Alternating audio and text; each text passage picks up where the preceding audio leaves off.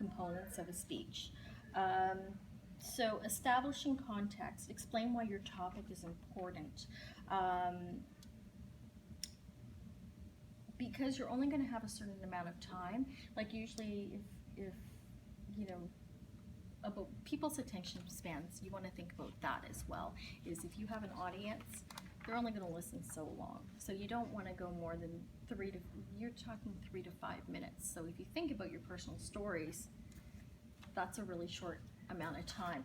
But so the thing is, we tell stories all the time. We do stories all the time. I was in a workshop a while ago and they said share one of your first work experiences. So I'm going to share it for you so you can get an idea. One of my first experiences was I lived in Halifax, Nova Scotia growing up, and this was the 80s, and there was this really cool store, really hip store in the middle of a not so hip town at the time, and I really wanted to work there. And there was one girl, she would be a street vendor on the street selling jewelry, and I thought, oh, that would be really cool. So I applied for her job because she was leaving, and I thought, okay, this is great, this is gonna be fun, I'm gonna get to know all these people. And it turned out that the guy's city permit was up and they weren't renewing it. So he came up with this plan where he built, like, he had a wheelbarrow, and then he built up like this 5-foot platform, and he hung all his jewelry off of it.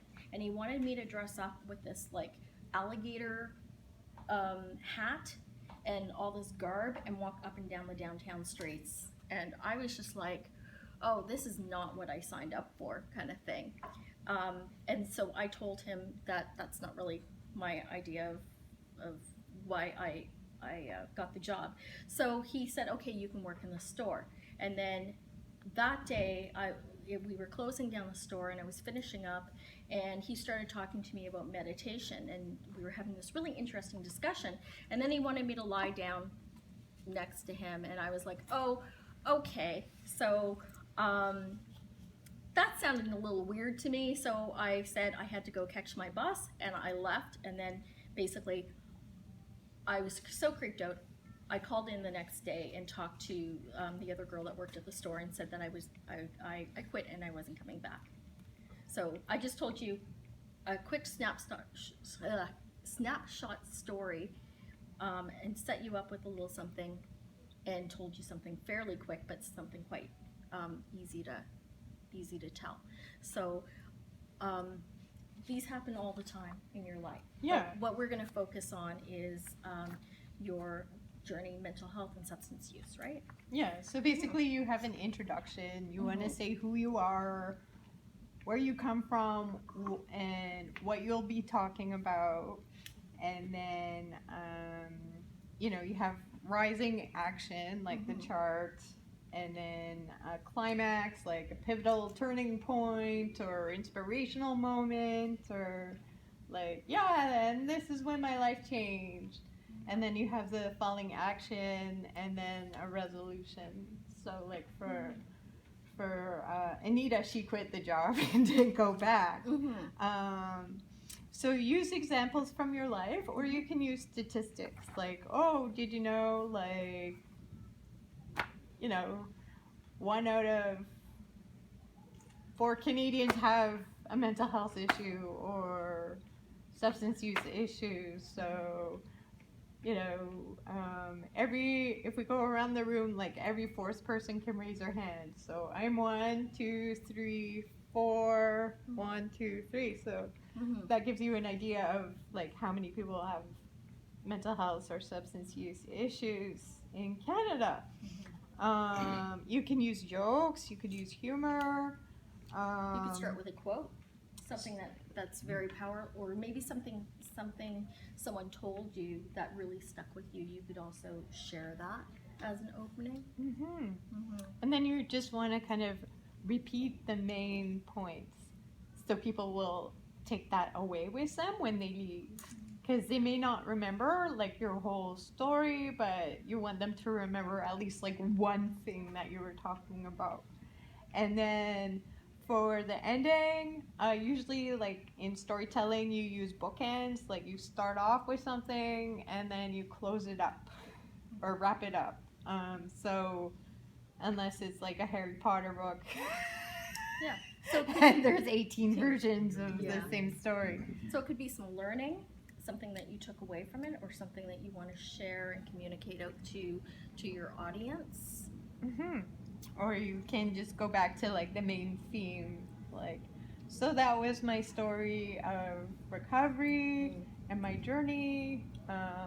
It hasn't been a point A to point B process. It's been, non-linear and kind of messy, but that was the story of what happened to me, and just kind of sum it up and just be like, recovery is possible, Yeah, and it's inspiring hope. doable, and yeah, I never thought I could do it, but I'm doing it, type thing. So you want to end on a positive note, and we'll give you more information on how to build your speech, and then we'll be writing in the group here Yeah. today, and we can work one-on-one with you guys because it's a small group, and then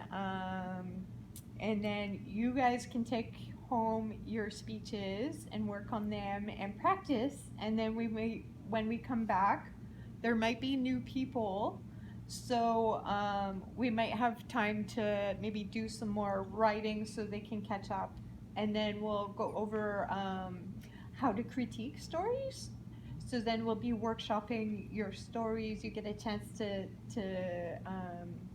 practice public speaking, and then get feedback from others on how to make it tighter or less lengthy. One of my participants had like a 10-minute speech, and it's like it's supposed to be 3 minutes. Like It we doesn't don't matter have how. Yeah. we don't have 10 minutes. Yeah. Like. Because it was for a special thing, and so we had to work with him to tighten it up. And then if you guys need help, I'll give you my card, and you can email me and be like, "Oh, I'm stuck on the middle. I don't know what to do here," or "I'm having trouble ending," or if you want to, if you handwrite it, you can always scan it and email it to me through Morgan or Jesse. And I can give you some hints or feedback through email before next week. Yeah, and I'm offering the same And too. same with Anita. Yeah, so we'll make sure that you have our contact information, because we realize that this is we're meeting today, and then next week we're like, boom, we're gonna actually share our stories.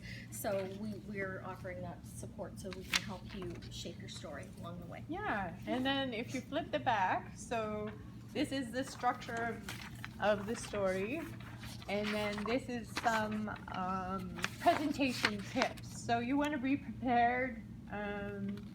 You want to kind of have some notes and rehearse your speech beforehand, and not do it on the fly, so that you'll give a good impression, and your story makes sense, it has good organization, people can follow it, because we're human, we tend to go on tangents, and so if it's very structured, you can use the time that you have and the audience's time effectively and make it a big impact. I'm going to add one thing.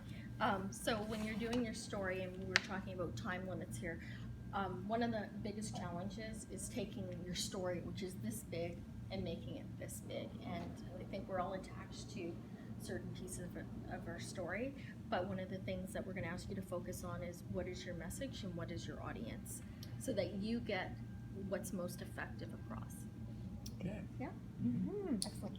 I don't know if it'd be helpful just to kind of remind, like, one of the opportunities people will have to share their stories will be at the kind of health conversations that we're having throughout the summer. And so the audience is people from the health authority who are coming, who want to hear about your experiences.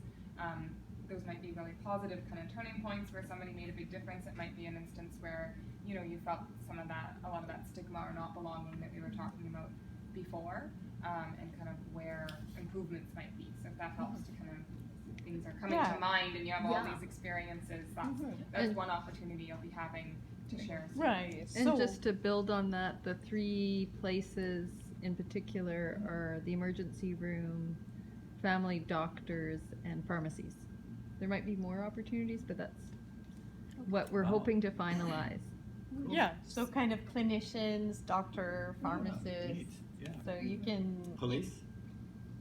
I think the Maybe police will in the be at the future? symposium, the final event. Mm-hmm. Good. So that's one, but it's not been lined up. But I think down the road, Turning Point might be continuing that process and building. But for this project that ends in October, those are the three that are being lined up. So no police. Good. I got some outstanding warrants.